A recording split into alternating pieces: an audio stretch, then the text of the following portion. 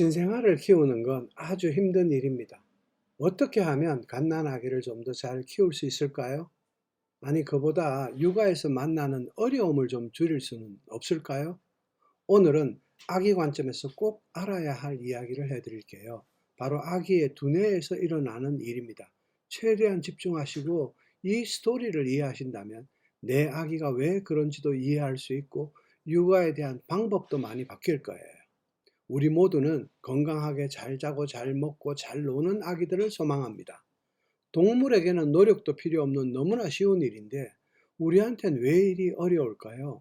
깊은 잠을 잘 못 자는 아기, 이유도 없이 우는 아기, 엄마 품에서 놓기만 하면 즉시 우는 아기, 무언가 몸을 많이 안 움직이는 아기, 수유를 너무 자주 해야 하는 아기, 기대보다 잘 안 먹는 아기, 터미 타임을 너무 힘들어하는 아기 등등. 이 모든 상황은 딱 한 가지 때문입니다. 바로 아이들의 두뇌입니다. 이게 무슨 말일까요? 이게 오늘의 핵심 주제입니다. 인간의 뇌가 작동하는 방식에 대해 잠깐 설명드릴게요. 아이도 어른도 마찬가지로 인간의 뇌는 작동하는 방식이 있는데요. 만약 해외여행을 갔다고 한번 가정해 볼게요. 그런데 그 여행에서 처음부터 끝까지 연속적으로 기분 나쁜 일만 경험하게 된다면 어떨까요? 다신 그 나라를 가지 않으려고 하는 분, 그 나라의 이야기만 나오면 기분이 확 상하시는 분, 심지어는 여행에 대한 공포가 생기는 분도 있습니다. 그런가 하면 이걸 여행의 에피소드로 받아들이고 다음에는 제대로 놀아야지 하고 인식하는 사람도 있습니다. 같은 사건이나 자극에 대해 사람마다 반응하는 방법도 참 다양한데요. 과연 갓난아기가 마지막 사람처럼 반응할 수 있을까요? 경험 데이터가 없는데도 말입니다. 이제 신생아 이야기로 돌아가 볼게요. 대체적으로 아기는 10달 동안 자궁 속에서 행복하게 살았습니다. 사실 이마저도 사람에 따라 모두 다르다는 점을 꼭 명심하세요. 그렇게 10달간 행복하게 살던 아기가 새로운 사건들과 만나게 됩니다. 자궁 속 10달을 거쳐서 자출, 무통, 수술이라는 과정을 거치면서 엄청난 공포를 만나죠. 이런 공포 끝에 탄생을 했는데 엄마 품에서 충분히 위안받지도 못하고 병원의 신생아실로 가게 됩니다. 짧게는 이틀, 길게는 일주일씩 흘러가죠. 다시 그리고 산후조리원으로 평균 2주간 또 이동하게 됩니다. 그나마 조리원에서는 엄마를 잠깐씩 보는 경우도 있지만 엄마로부터 충분히 위안받기에는 여전히 짧은 시간입니다. 그리고 드디어 집에 옵니다. 이 아기는 태어나서 약 3주 가까이 이미 불안과 공포가 어느 정도 자리를 잡고 있는 상태입니다. 이 과정을 거치면서 아기는 뇌의 방향성을 정하게 되는데요. 우리 머리 위쪽에 전두엽을 주로 쓰느냐 아니면 아래쪽에 편도체를 더 자주 쓰느냐를 정하게 됩니다. 이건 여러분이 스스로 물어보고 답해야 할 텐데요. 한번 여쭤볼게요. 1단계 자궁 속 열달은 최소한 제외하고 아기의 뇌는 어떻게 세상을 인지할까요? 이 5단계까지 오는 동안 와, 밖에 나오니까 너무 좋다. 볼 거 정말 많네.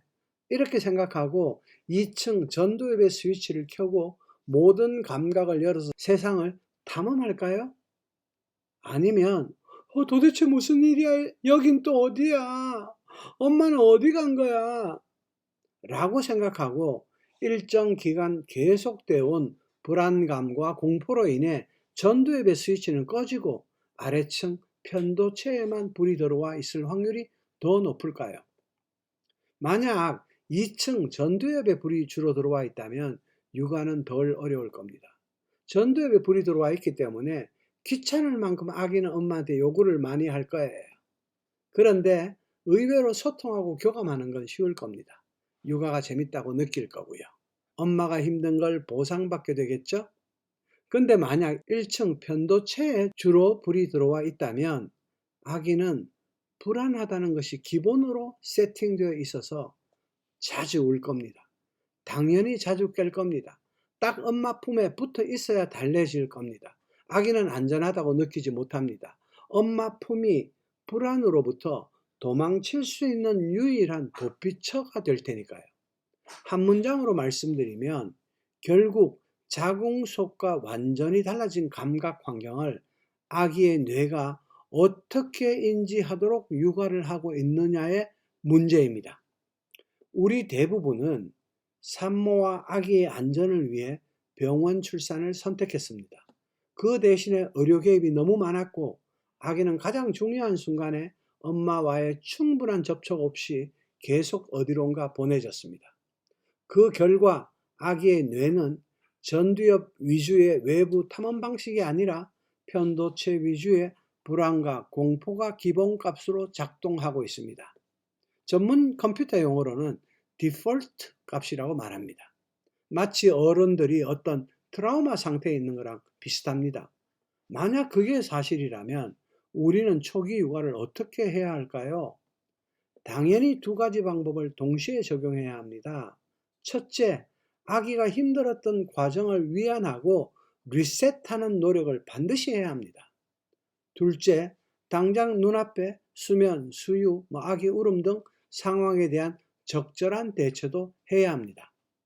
이 두 가지를 함께 해 나가야 모든 문제가 해결될 수 있습니다. 여러분, 잠시만 생각해 보세요.